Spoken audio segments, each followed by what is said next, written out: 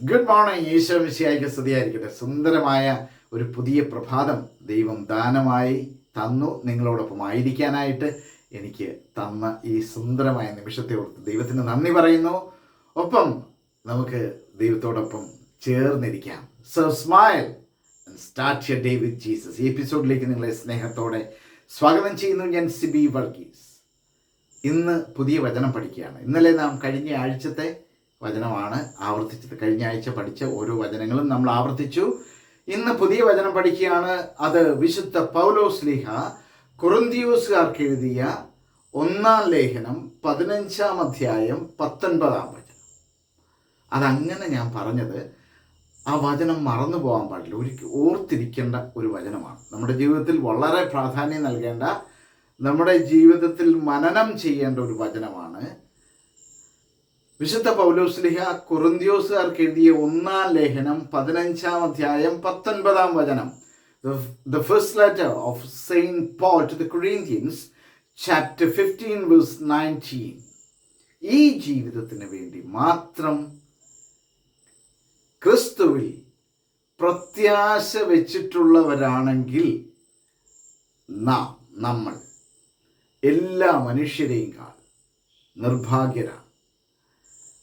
ഈ ജീവിതത്തിന് വേണ്ടി മാത്രം ക്രിസ്തുവിൽ പ്രത്യാശ വെച്ചിട്ടുള്ളവരാണെങ്കിൽ നമ്മൾ എല്ലാ മനുഷ്യരെയും നിർഭാഗ്യരാണ്. വചനം നമ്മെ വളരെ കൃത്യമായി പറഞ്ഞ് മനസ്സിലാക്കുകയാണ്.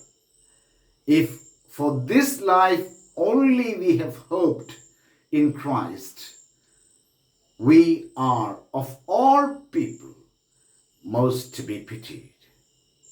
If for this life only we have hoped in Christ, we are of all people most to be pitied.